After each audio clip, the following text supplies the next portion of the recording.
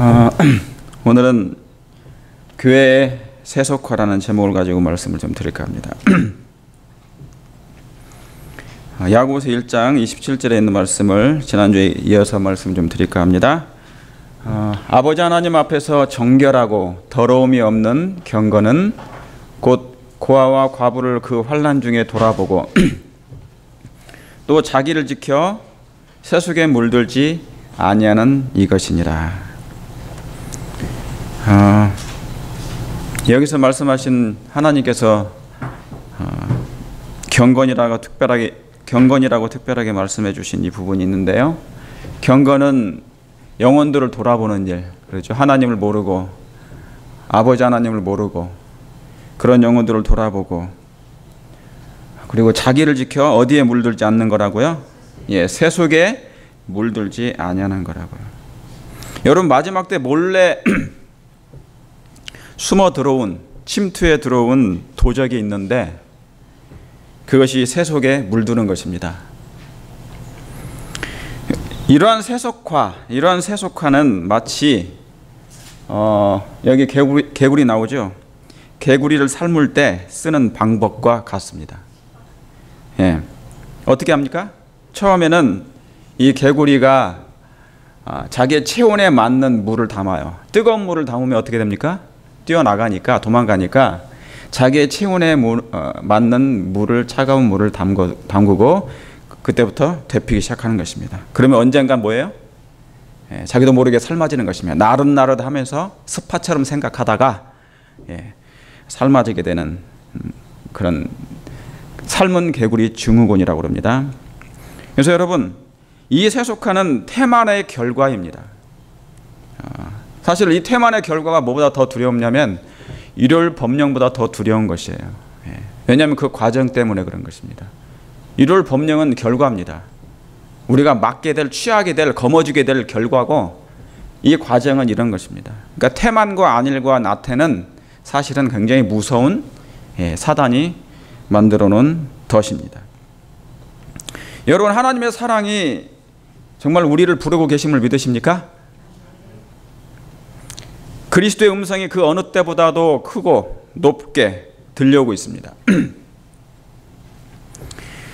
여러분 세상 사람과 그리스도인의 차이는 하나님의 음성을 듣는 데 차이가 있습니다.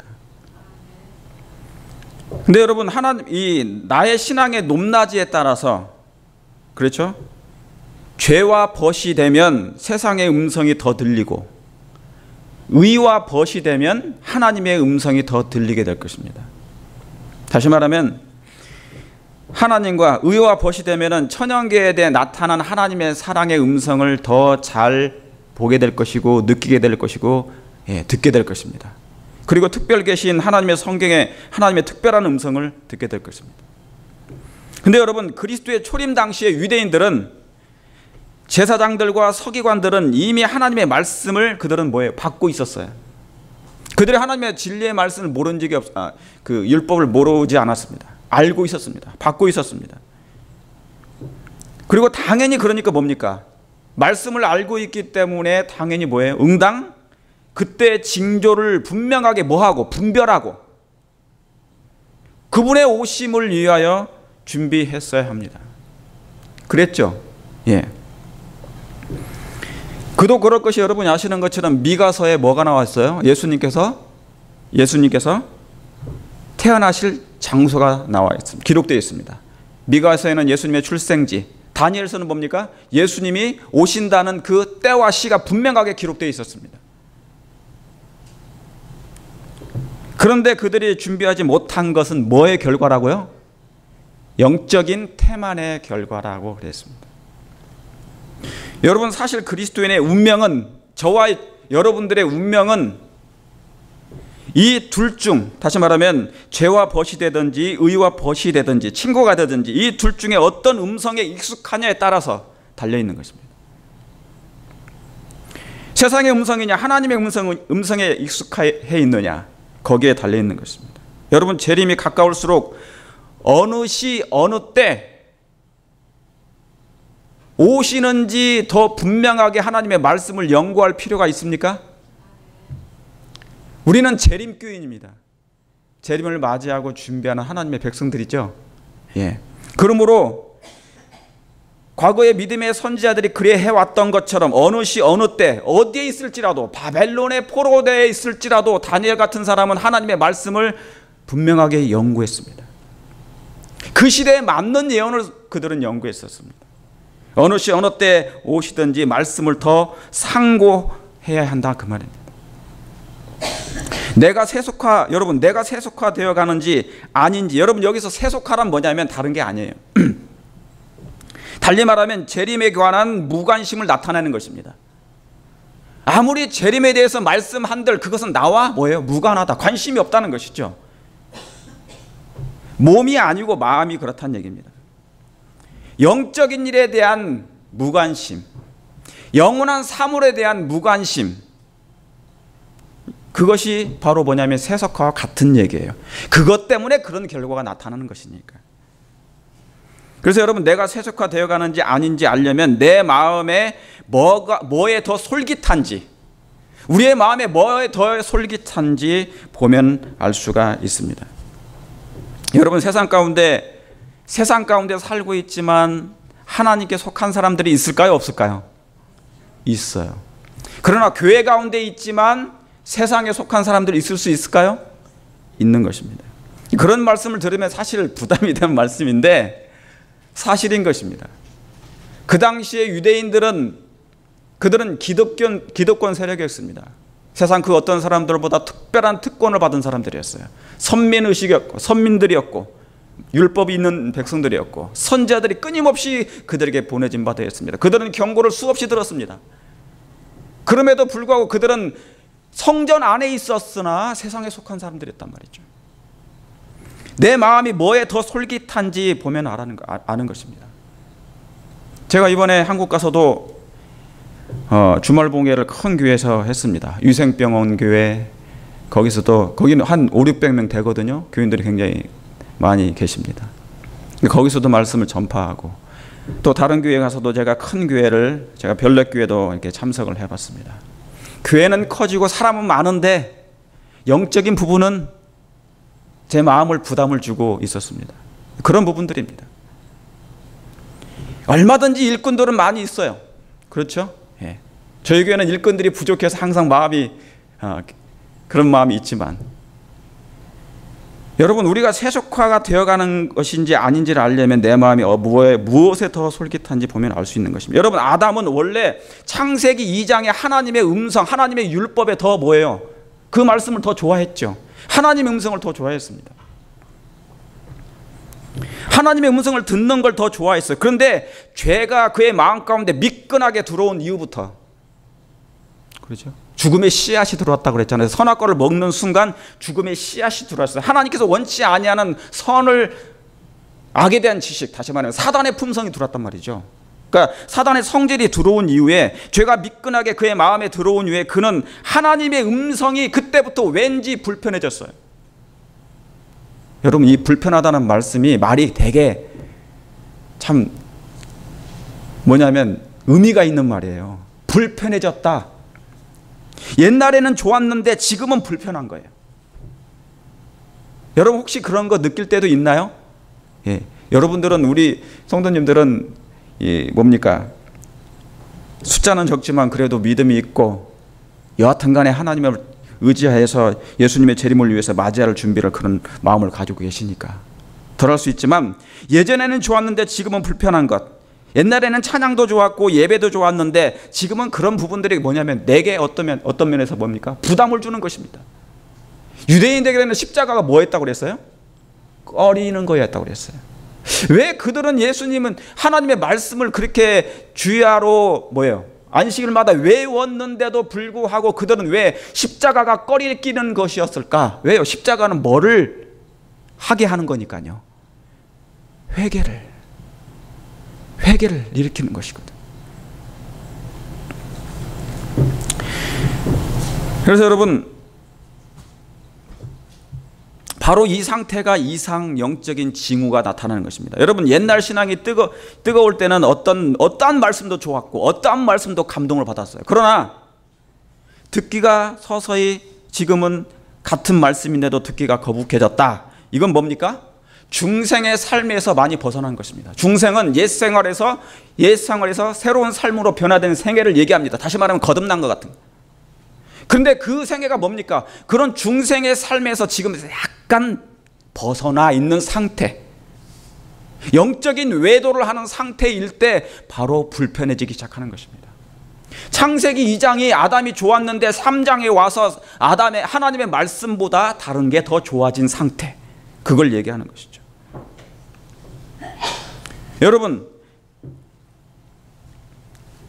바로 이 하나님의 말씀의 불편함이 뭘 상징하냐면 진리 외에 다른 사상이 들어왔기 때문에 그런 것이에요.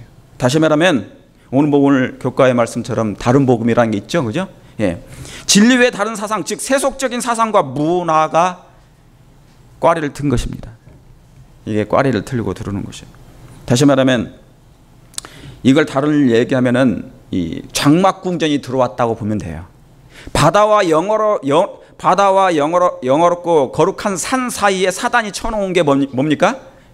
장막궁전이라고 그러죠, 그죠? 예, 장막궁전. 이 장막궁전이 내 마음에 뭐예요? 새를 살고 있는 것입니다. 나의 허락 없이, 허락도 안 받고 그냥 들어와서 사는 것이에요.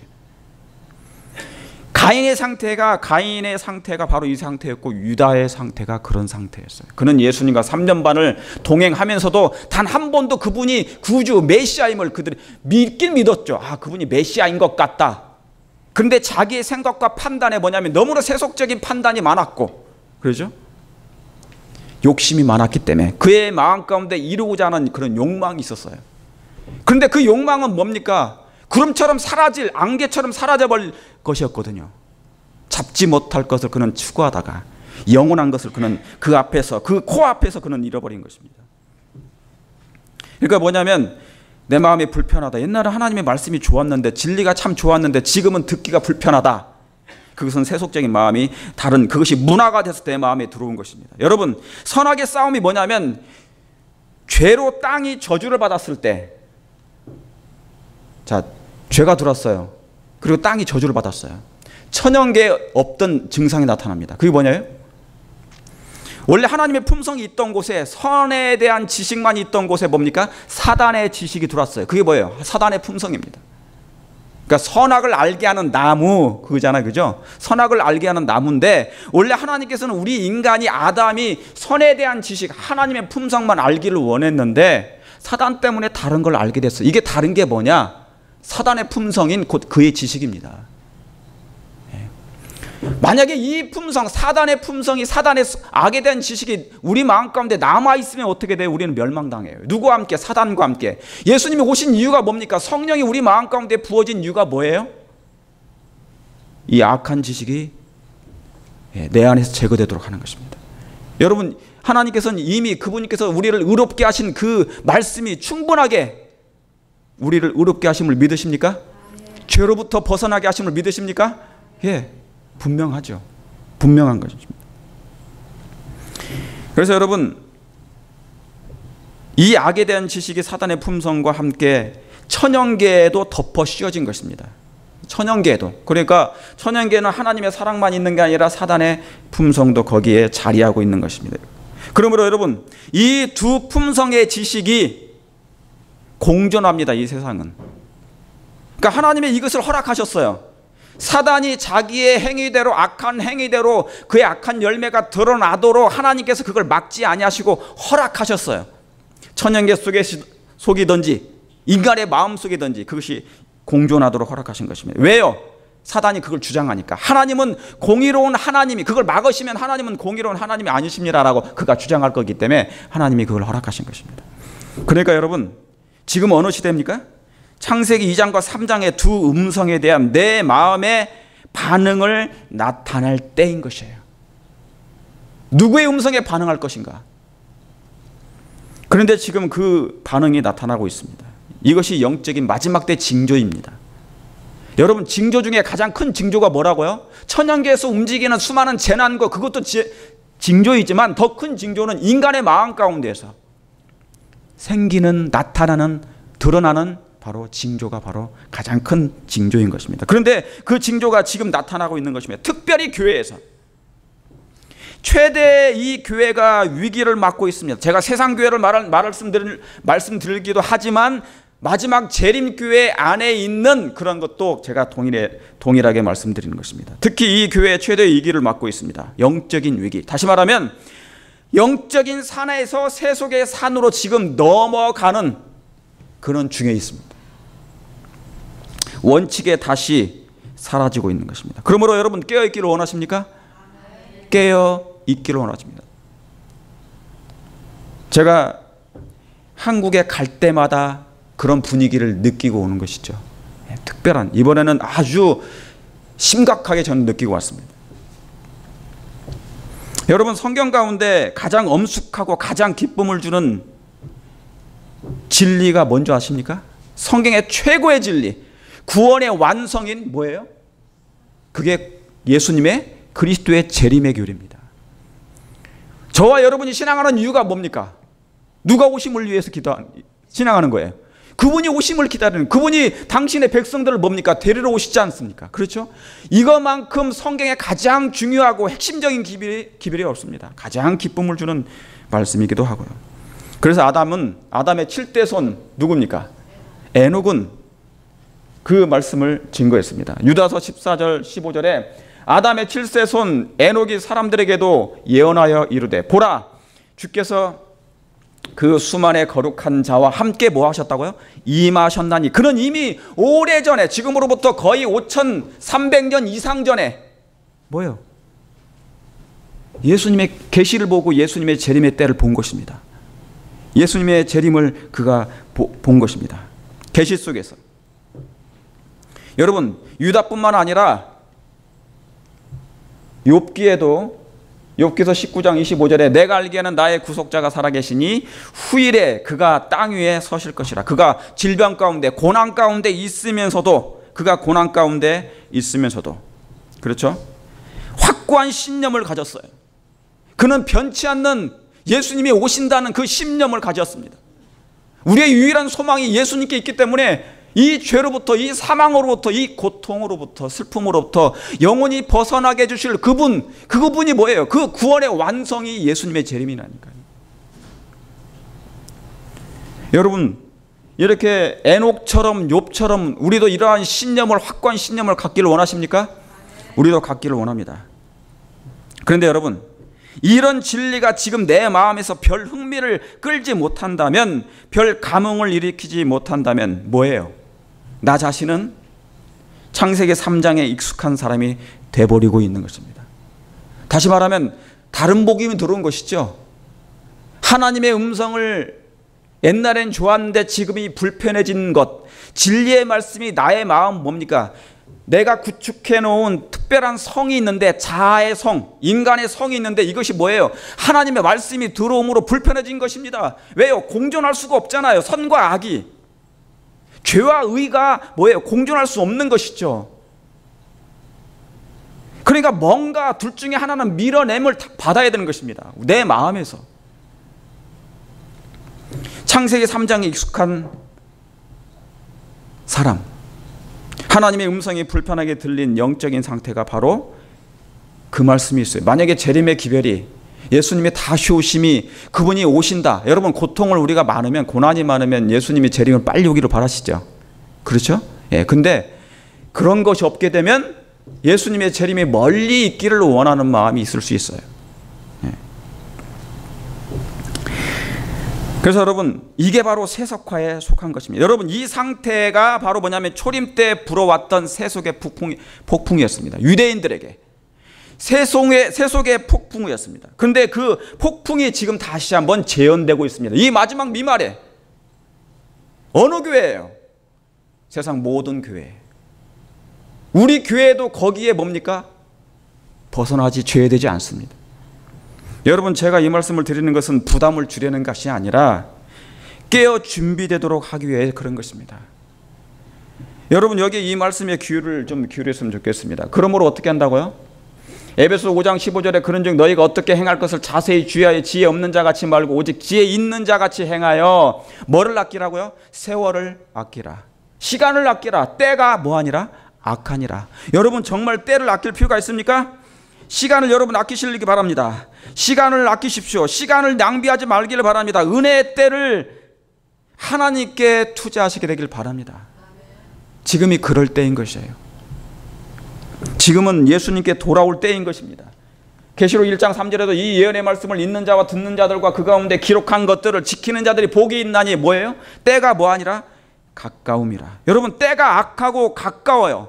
여러분 그것을 우리가 다 느끼고 있는 것입니다. 여러분 앞으로 온난화로, 온난화, 기후변화로 여기 잠깐 보세요.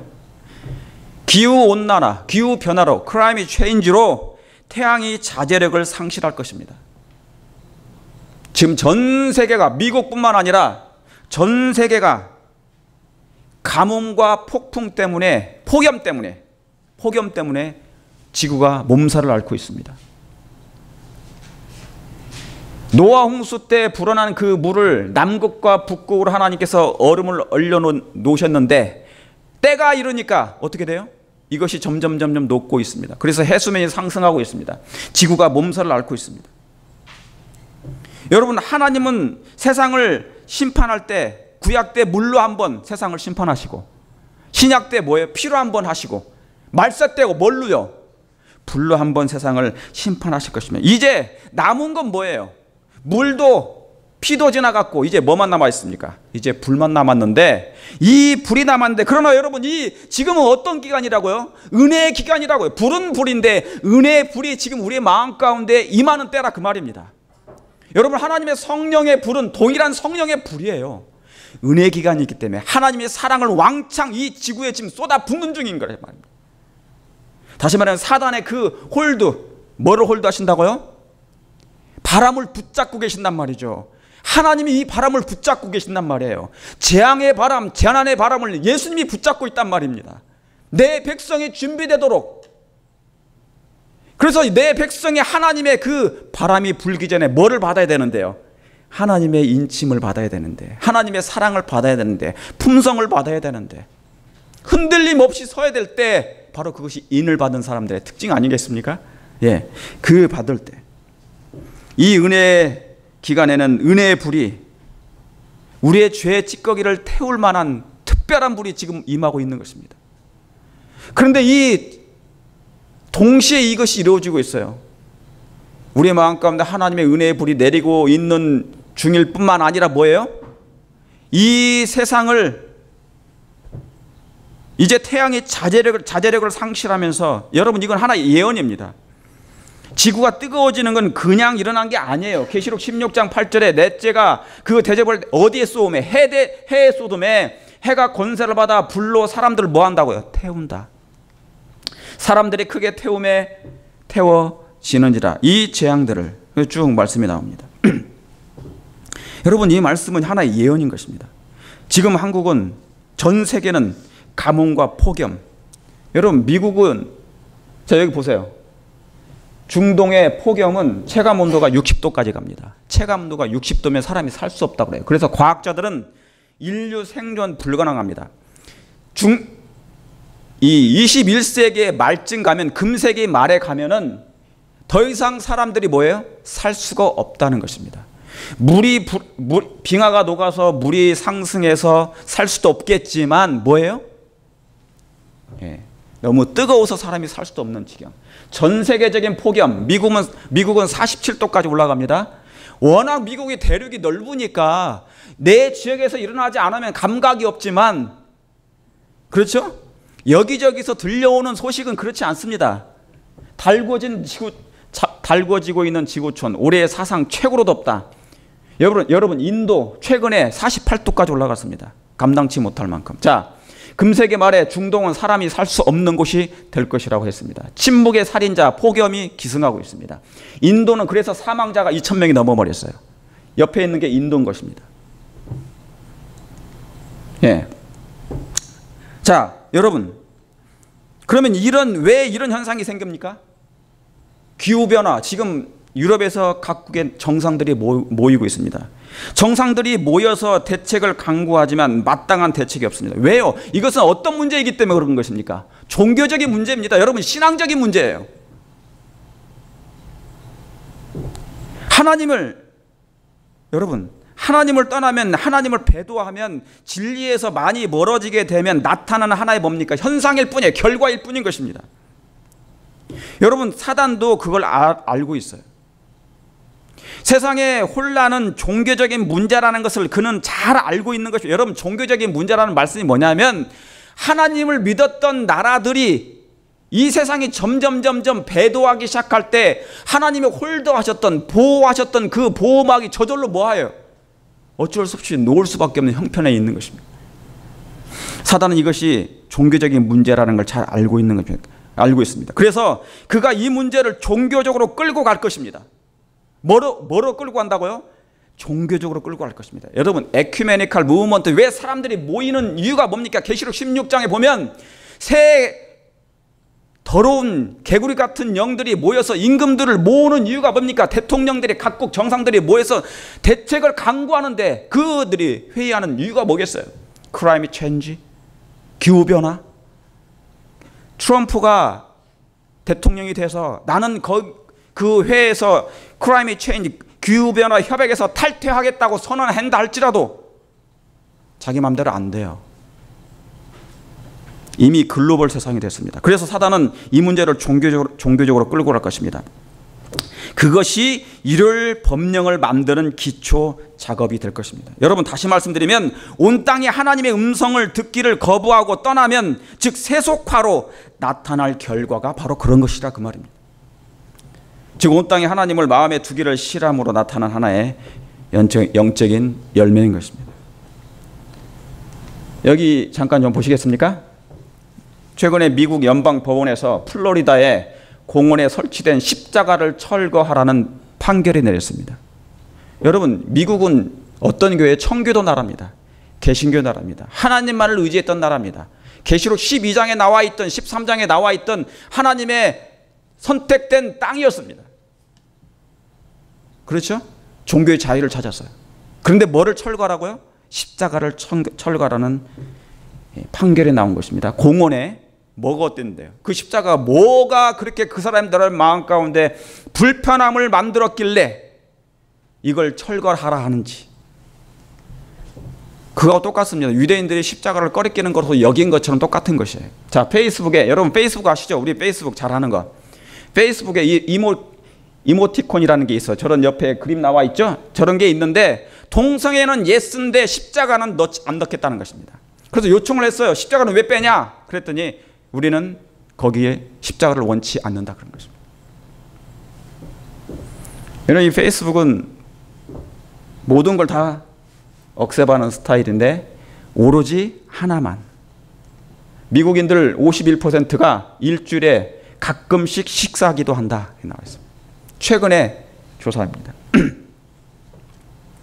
여러분, 가끔씩 식사기도 하는 것도, 식사기도 솔직히 뭐 쉽게 하지 않지 않습니까? 하나님 감사합니다. 일용할 양식을 주셔서. 그런데 그것마저도 뭡니까? Sometimes, 가끔씩 기도하는. 그것도 몇 퍼센트가요? 51%가.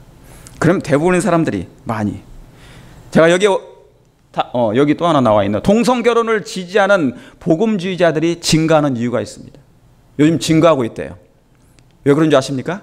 이제 문화로 자리 잡기 시작했다는 것입니다. 이 동성애가 문화가 미치는 영향력과 교회의 실패가 원인, 다시 말하면 교회가 세속화되어 버린 것입니다. 이제 뭐 어떠냐가 된 것이죠. 옛날에는 그것을 죄악시 여겼는데 이제 뭡니까? 그것이 문화가 되어 버리니까 어떻게 할 수가 없어요. 그래, 그냥 우리도 하자. 뭐 어떠냐, 뭐 어차피 나만 지키면 되지. 서서히 복음주의자들이 증가하는 이유인 것입니다.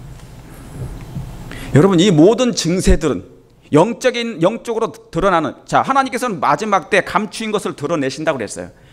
개인적으로 개인의 신앙뿐만 아니라 각 나라의 모든 걸 다 드러내셔서, 그렇죠? 왜냐하면 그래서 뭡니까? 그들이 하나님을 선택할지 사단을 선택할지 분명하게 하나님께서 드러내실 것이니까. 여러분, 예수님의 초림 때 유대인들의 상태가 뭡니까? 세속화했습니다. 자, 여기 잠깐 보시기 바랍니다. 예언의 신에 있는 말씀을 박사들은, 여기 동방 박사들입니다. 박사들은 그곳에 메시아의 강림에 관한 문제에 특별한 관심이 없음을 알고 놀랐다. 유대인들이, 다시 말하면 그 당시에 영적인 지도자들이 예수님의 강림에 대해서 특별한 관심이 없었어요. 그걸 보고 놀란 것입니다. 그들은 유대인들이 그리스도의 강림의 큰 사건을 예상하여 관심을 나타내지 않고 기뻐하지 않는데 대하여 놀랐다. 우리 시대의 교회들은 세속적인 발전을 추구하고 있으며, 뭐를요? 세속적인 발전을 추구하고 있으며, 유대인들이 그리스도의 초림에 관하여 그랬던 것처럼 예언의 빛을 보기를 싫어하며 그 예언이 이루어지는 것을 지는 증거들을 받기를 싫어한다. 자, 불편해진 것입니다. 진리, 예언의 빛, 불편해지기 시작한 것입니다. 당장 우리 아이들의 세대가 더 마찬가지예요. 제 자녀로부터 시작하여 진리가 그들을 뭡니까? 뭐예요? 이제 왜 내 인생을 방해하느냐, 그 말입니다. 왜 십자가가 내 생애의 성공을 방해하느냐, 그 말입니다. 여러분, 이것이 지금 이 교회 안에 들어오고 있는 무서운 영적인 세속화입니다. 그럼 재림의 때는, 이게 초림 때거든요. 지금 재림의 때는 어떻게 될 것입니까? 재림의 때도 반복될 것입니다. 현재 진행형이죠.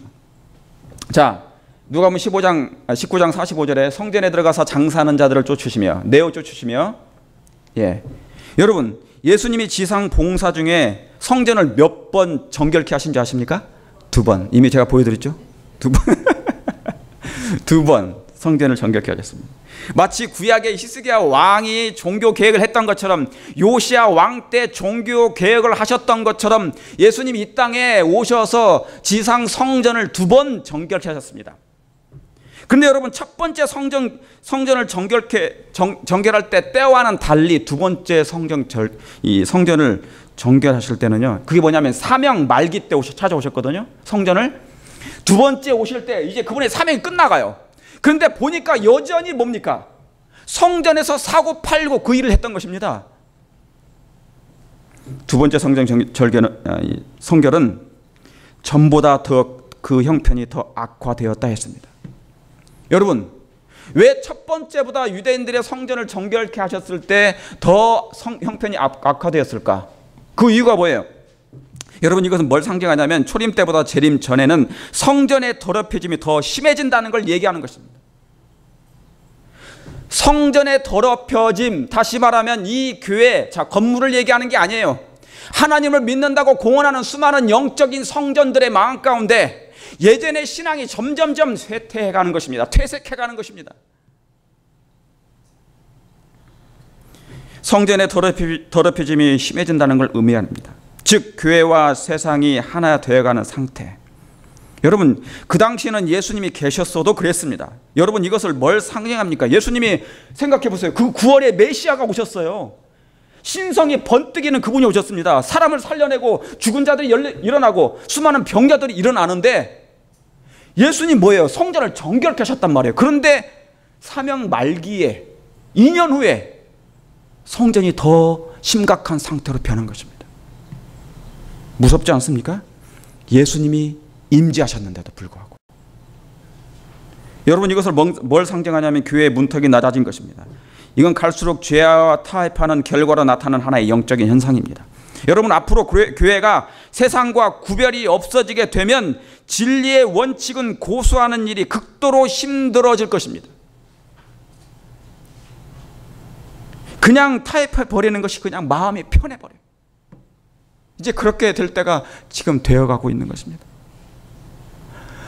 그래서 있잖아요, 이제 교인들이, 신실한 교인들이나 교회들이 딜레마에 빠지고 있습니다. 서서히 이 상황을 어떻게 해야 될까? 어떻게 해야 되지? 세속하는 교회 안에 건물이 떠처럼 방죽에 댐에 무너지는 것처럼 들어오는데 이 문제를 어떻게 해결해야 될지 모르는 것입니다.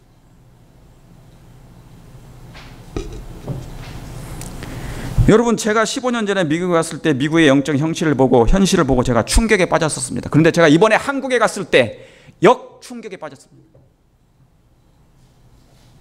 예전의 경건의 능력은 온데간데 없어지고 여러분, 제가 이 말씀 드리는 건 뭐냐면 신실한 교회들, 신실한 성도들을 말씀드린 게 아니에요. 그분들은 여전히 어제나 오늘이나 동일하게 신앙을 합니다. 그러나 전반적인 교회의 영적인 현실을 제가 보는 것입니다. 제가 짧은 시간에 그걸 다 판단할 수 없겠지만 예언적으로도 맞습니다. 여러분, 일요일 혁명보다 더 무서운 것이 세속하고 세속에 물드는 일입니다. 왜요?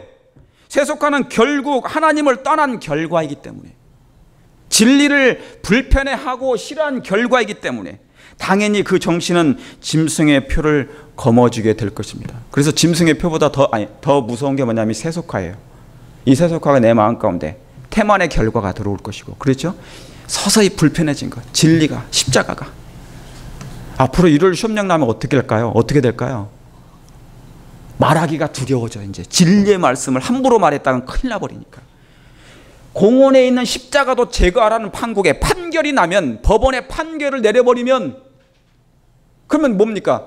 일요일 날 경배하라, 판결이 내려버려져요. 연방 법원에서. 어떻습니까? 그게 뭐냐면 사단이 말하는 종교의 자를 억압하는 거거든요.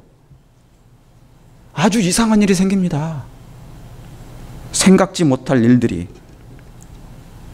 근데 여러분, 이런 이런 현상의 이유는 말씀을 부인하는 데서 오는 것입니다. 진리에서 멀어진 결과인 것입니다. 여러분, 세상과 구별된 울타리가 무너지는 것은 진리의 효력이 교회에서 상실하면 목회 사역을 곧 끝나게 될 것입니다. 다시 말하면요, 진리가 인기가 없어져요. 대부분의 사람들이 뭡니까? 진리에 대해서 무관심해지면 더 이상 뭡니까? 이 단상에서 말씀을 증거할 필요가 없게 돼요. 저는 그것을 느끼고 있습니다. 이제 별 좋아하지 않아. 말씀을 갈급해하지도 않고, 저는 사실은 성경 연구를 더 사람들이 좋아하기를 바라요. 설교보다. 그런데 특징은 뭐냐면 설교를 더 좋아해요. 듣기는 편하고 성경 연구는 깊이 들어가서 시간을 내야 되니까. 저는 이거에 있어서 저는 마음에 부담이 있어요. 세상이 그렇게 가고 있구나. 진리의 효력이 교회에서 상실하면 목회 사역은 끝나게 될 것입니다. 그러면 저는 바로 은퇴해요. 저절로 은퇴가 되는 것입니다. 그래서 여러분, 그리스 선교봉사에 이런 말씀이 있죠. 의료 선교 사업은 진행되지만 목회 사역은 그만두게 될 것이라. 사실은 그게 있잖아요. 어떤 사람들은 그것을 마치 의료 선교 사업이 대단히 잘 될 거라고 생각해서 말씀드리는 게 아니에요. 사실은 심각한 영적인 뭡니까? 결핍 상태입니다. 그게. 건강복음은 복음의 오른팔이지 몸이 아니에요. 머리가 아니에요. 머리는 복음이에요. 예수님입니다. 그렇습니까? 복음은 예수님이에요. 머리란 말입니다. 그런데 이것으로 끝내보려고 하는 것이, 오른팔로 모든 걸 다 끝장내려고 하는 것이, 그건 아니거든요. 그만큼 세상이 그것을 원치 않으니까 그걸 선택한 것인데, 여러분, 그럼 어떻게 해야 됩니까? 이제 말씀을 마치면서 호세아 14장 2절에 있는 말씀을 가지고 여호와께 돌아오시기를 간절히 바랍니다. 이러한 시대에 살고 있는 이 세대, 재림교회 마저 그러면 세속화가 되면 아니 되지 않습니까? 너는 말씀을 가지고 여호와께 돌아와서 하나님께 돌아와서. 그리스도는 곧 말씀이요, 말씀은 그리스도지 않습니까? 말씀을 떠나면 어떻게 하나님께 돌아올 수 있단 말입니까? 성령을 통하여 예수님께 돌아오시기를 간절히 바랍니다. 히브리서 10장 30절에 우리는 뒤로 물러가 침눈에 빠질 자가 아니오. 여러분, 세속화가 된다고 해서 나까지 뒤로 물러가지 않게 되기를 간절히 바랍니다. 그래서 하나님의 뜻대로 말씀을 준비하고 성령을 구하심으로 예수님께 돌아와서 더 돌이킬 수 없는 상태로 돌아가지 마시고 예수님께 돌아오셔서 준비하심으로 예수님의 재림을 맞이하시는 저와 여러분 되시길 바라면서 오늘 말씀을 드리겠습니다.